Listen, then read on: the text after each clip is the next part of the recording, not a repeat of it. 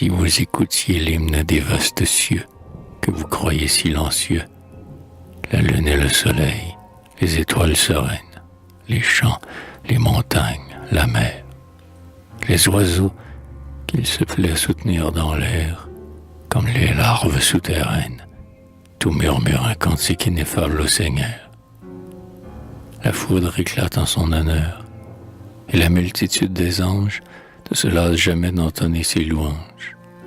L'homme, exaltant celui qui fixa son destin, doit ajouter un hymne à leur hymne sans nombre. Devant Dieu s'incline son ombre, chaque soir et chaque matin. Quoi? Vous ne sentez point que le Seigneur est proche? Vos cœurs sont durs comme la roche. Encore les rochers laissent-ils par torrent jaillir l'eau qui vous désaltère? Prosternez-vous contre terre, bénissez mon Seigneur pour des bienfaits si grands.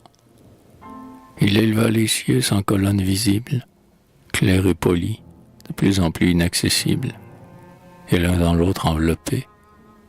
Le firmament a-t-il une seule fissure? Les astres marchaient-ils sans ordre et sans mesure? Le soleil vous a-t-il trompé? L'Éternel Dieu prit soin de vous pétrir lui-même, avec l'argile du potier, qu'il vous fit beau et grand, et d'un visage altier. Il n'est rien dans le monde entier qui porte mieux le sceau de l'ouvrier suprême. Dieu, lorsqu'Adam fut né, rassembla les esprits, formés depuis longtemps de feu pur et sans fumée. Adorez-le, dit-il à cette immense armée. Les anges, pleins de joie et doucement surpris, ayant admiré la stature de la puissante créature, poussèrent jusqu'au ciel de victorieux cris. Hormis le seul Iblis, qui depuis lors se nomme le maudit et le lapidé, comme Dieu l'avait commandé, ils s'inclinèrent tous devant le premier homme. Vraiment, dit le Seigneur, vous êtes des ingrats. Lequel de nos bienfaits pourriez-vous mettre en doute? La terre est sous vos pieds, vous la possédez toute, elle n'obéit qu'à vos bras. Et voyez quel tapis radieux elle étale sous la lumière orientale. Nous vous avons soumis comme d'humbles ruisseaux, de larges mers que vos vaisseaux fendent paisiblement, pareils à des montagnes.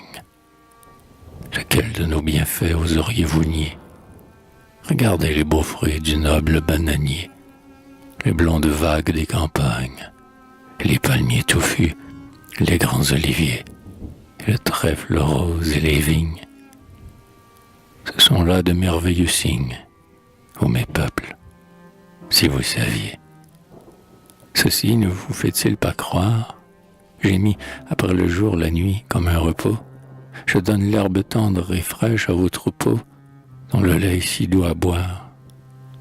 Je vous ai dit, soyez riches par le travail, cherchez au fond des mers la perle et le corail.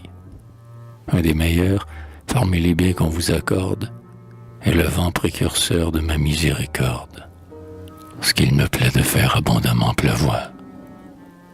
Sachez par tout cela que votre Dieu vous aime. Il n'a point de rancune, il s'impose à lui-même la clémence comme un devoir. Je connais trop votre faiblesse, et je vous rends mon joug léger. Ne me forcez pas de plonger dans vos flancs l'aiguillon qui blesse. Certes, vous remplissez vos entrailles de feu quand vous blasphémez votre maître, mais il faut enfin me connaître. Le meilleur de tous ceux qui pardonnent, c'est Dieu. Abandonnez-moi donc entièrement vos âmes, et je raffermirai vos pas. Comment ne m'aimeriez-vous pas, moi qui vous ai donné les parfums et les femmes?